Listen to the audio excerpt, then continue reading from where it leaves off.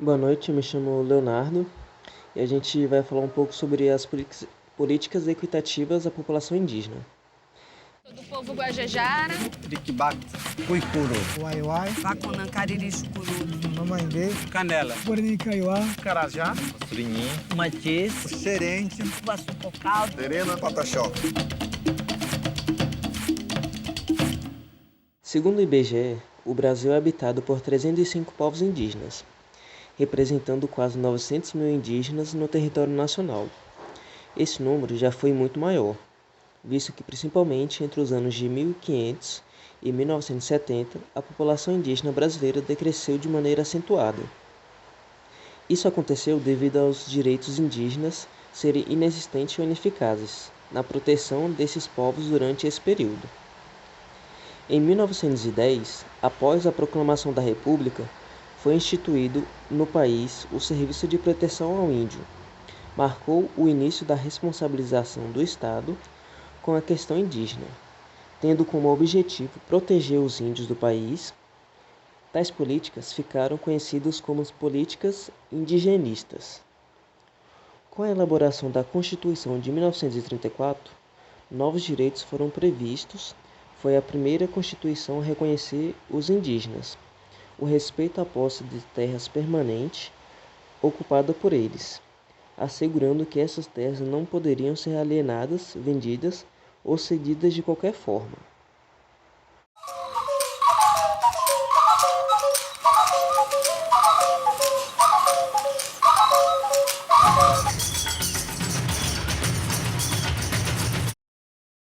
Durante a ditadura militar de 1964 a 1985, novas adições aos direitos indígenas foram instituídas. A Constituição de 1967 estabeleceu que as terras ocupadas por indígenas integravam o patrimônio da União, sendo que apenas os indígenas que ocupavam a terra poderiam fazer uso dela, seja para habitar, plantar, colher e etc. Foi neste período também que o Serviço de Proteção ao Índio foi substituído pela Fundação Nacional do Índio, FUNAI, em 1967. A FUNAI continua até hoje como principal órgão indigenista responsável pela proteção dos povos indígenas e na promoção dos seus direitos em todo o território nacional.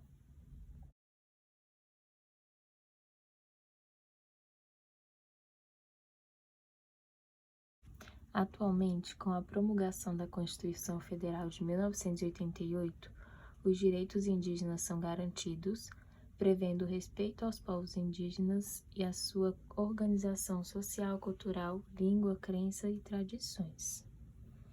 Em 19 de dezembro de 1973, entrou em vigor a Lei nº 6.001, a lei que dispõe sobre o Estatuto do Índio. Logo, no primeiro artigo, diz que esta lei regula a situação jurídica dos índios ou silvícolas e das comunidades indígenas, com o propósito de preservar sua cultura e integrá-los, progressiva e harmoniosamente, à comunhão nacional. Boa noite, meu nome é Isabela Cristina e vou falar um pouquinho sobre os direitos previstos da Constituição Federal 88. Os direitos estão na Constituição Brasileira, editada em 1988, e inovou em os princípios e conceitos. Assim, o desenvolvimento deve ser bom para todos. A paz entre os povos é estabelecida na Constituição Federal e deve ir além da diplomacia e incluir os que vivem no solo pátrio.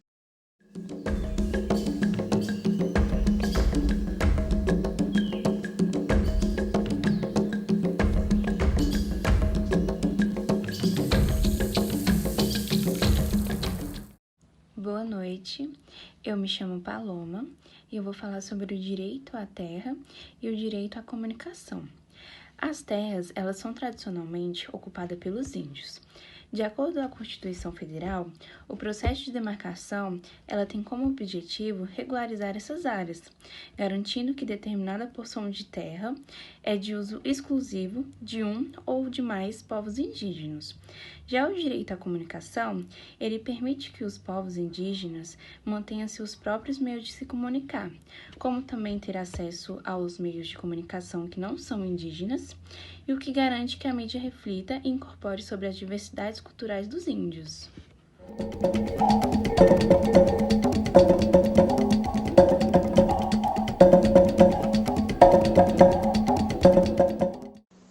Direito à autodeterminação. A autodeterminação garante aos povos indígenas o direito de decidir de forma livre seus status políticos, bem como buscar o desenvolvimento social, cultural e econômico. Todos os povos têm direitos às mesmas condições para expressarem suas visões de mundo. Boa noite, me chamo Matheus de Souza. Irei falar sobre o direito à alteridade. Dentre os principais direitos dos povos indígenas está o direito à alteridade, ou seja, o direito do índio de manter seu nome tradicional para lugares e pessoas, e o direito de entender procedimentos políticos, judiciais ou administrativos, inclusive por meio de tradução. Olá, boa noite. Meu nome é Maria Laura e vou falar bem brevemente sobre o direito ao consentimento, à educação, cultura e saúde da população indígena no nosso país. De acordo com a declaração, os estados, todos eles, são obrigados a consultar os povos indígenas antes mesmo de adotar e aplicar qualquer medida legislativa ou administrativa que os afetem, a fim de obter seu consentimento prévio, livre e informado. Também os índios têm direito a uma educação escolar específica, diferenciada, intercultural, bilíngue, multilíngue e comunitária. É assegurado o respeito ao patrimônio cultural, valores artísticos e os meios de expressão. Os índios eles têm direito aos meios de proteção à saúde, à comunhão nacional, assim como rege as leis. Boa noite, professora. Boa noite, turma. Eu sou a Fernanda. Vou falar um pouco sobre a vacina para a população indígena. E, bom, a vacinação ainda é um desafio, né, para a população indígena, devido à questão do difícil acesso, né? São povos que ainda vivem um pouco isolados, né, da questão urbana, né? Eles vivem um pouco mais isolados, de difícil acesso. Então, assim, são utilizados helicópteros, aviões, lanchas, barcos, para poder conseguir, né, alcançar e chegar nesses povos. Um exemplo, né, que no Acre tem uma tribo chamada Yanomami, que pode demorar até 8 dias para chegar nessa tribo. E sem falar também nos desafios da questão que nem todos eles acreditam que seja necessário, né, o ato da vacina. Então, assim, é preciso, os profissionais, além da dificuldade de chegar no local, eles precisam fazer uma busca ativa dessa população, né, para poder conseguir captar o máximo de pessoas que eles podem para conseguir estar fazendo essa vacina, convencendo eles a tomar essa vacina, certo?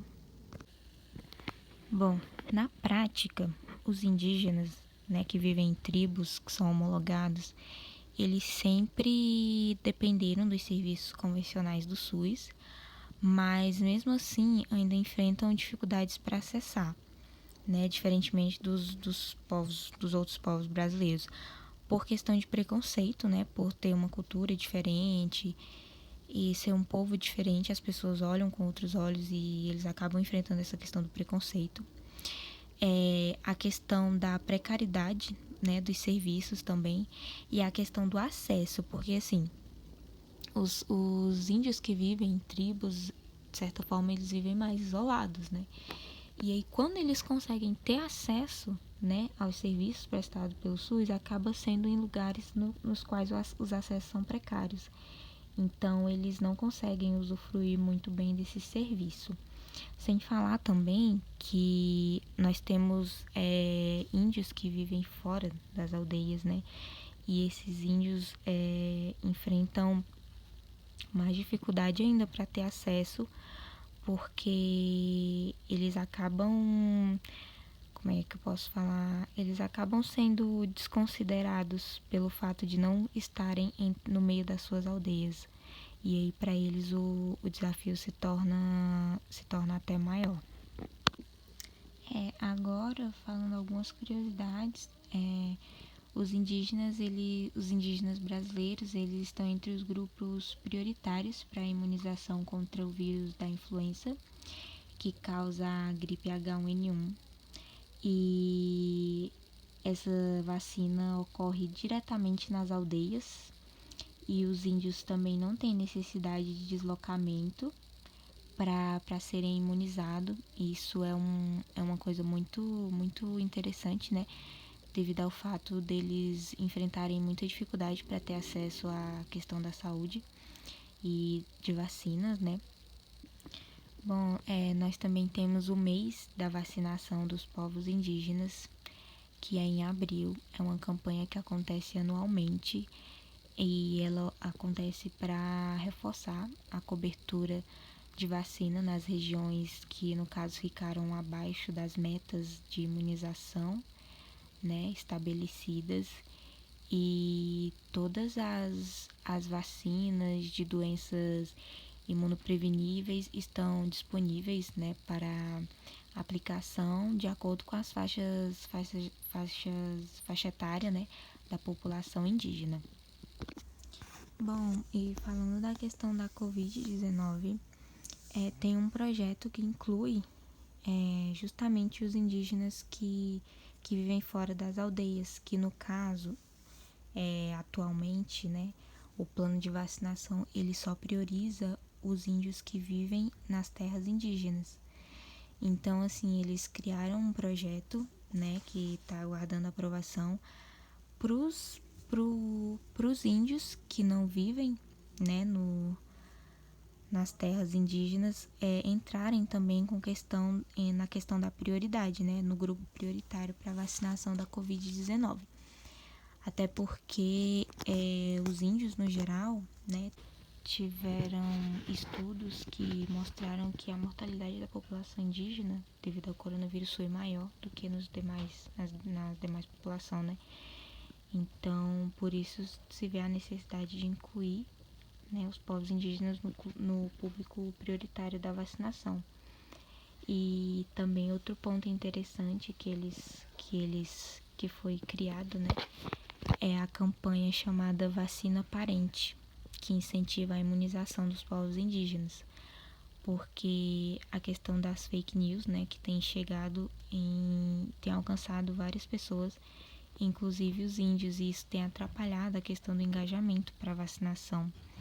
E aí eles criaram uma campanha chamada Vacina Parente, né? A Articulação dos Povos Indígenas do Brasil iniciou essa campanha, Vacina Parente. E, no caso, eles contam com a ajuda dos líderes, né, das tribos. Nós temos aí um exemplo da Wanda Ortega, do povo Witoto, que foi a primeira indígena a ser vacinada no Amazonas. E ela incentiva, né, os outros a se vacinarem. Então, assim, por questões de influência, né, um toma a vacina e influencia e encoraja os seus parentes, os seus amigos a tomarem a vacina também. E eu achei isso bem legal. E atualmente, mais de 72% da população indígena brasileira já recebeu a segunda dose da vacina. Então, a gente pode ver que a campanha tem feito diferença e tem funcionado bastante. Boa noite, meu nome é Camila e eu vou falar um pouquinho sobre os índios nas eleições. Servidores da Justiça Eleitoral vão no meio da floresta para ensinar o uso da urna eletrônica. indígenas foram treinados para atuar como mesários.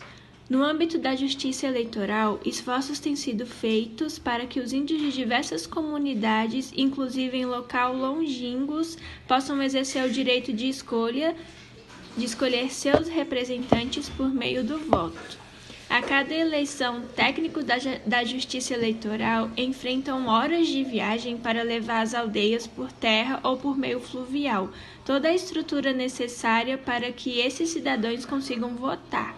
Pelo menos 85 mil eleitores votam nessas sessões.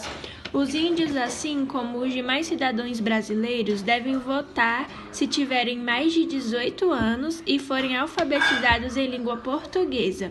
O Código Eleitoral, Lei número 4.737, de 1965, veda o alistamento eleitoral daqueles que não falam português. No entanto, caso os índios que vivem nas aldeias optam por não votar, essa decisão individual prevalece sobre a obrigatoriedade da lei brasileira. Oi, o meu nome é Maria Eduarda e eu vou falar sobre escola para os índios. Hoje não mais se discute se os índios têm ou não que ter uma escola, mas sim que tipo de escola. Se nós ativermos a legislação, verificaremos um processo lento, mas que segue de uma forma gradativa e cumulativa, onde o direito a uma educação diferenciada garantido na Constituição de 1988 vem sendo regulamentado por meio da legislação subsequente. A escola indígena, além de abordar muitos conteúdos que os não índios aprendem, ensina a fazer conta, ler e a escrever língua indígena. Também passou a incluir o conhecimento locais na sala de aula. Além disso, o calendário escolar deles são diferentes, pois respeita as festas e os rituais locais. A partir da Constituição de 1988, as escolas indígenas inseridas no sistema educacional brasileiro possuem características de serem comunitárias, interculturais, bilíngues, específicas e diferenciadas. A educação escolar indígena é assegurada por lei no Brasil há mais de 10 anos. Dentre os seus objetivos estão a recuperação das memórias históricas e reafirmação das identidades étnicas indígenas, a valorização dos conhecimentos desse povo, dentre outros. O povo dos indígenas tem o direito a uma educação escolar diferenciada e intercultural, o Decreto 6.861. O CESAI é um subsistema que foi criado para atender às necessidades da população indígena sem perder as suas características, rituais, culturas e a sua especificidade. Aprovado pela Portaria número 254 de 2002, a organização se dá através do Distrito Sanitário Especial Indígena, seguindo os mesmos princípios do SUS. Fornece atenção básica na própria aldeia e nos polos base. Se o paciente precisar de um atendimento de média ou alta complexidade, que a unidade básica não consiga fornecer esse atendimento, ele será encaminhado para uma unidade conveniada do SUS, hospital ou clínica especializada,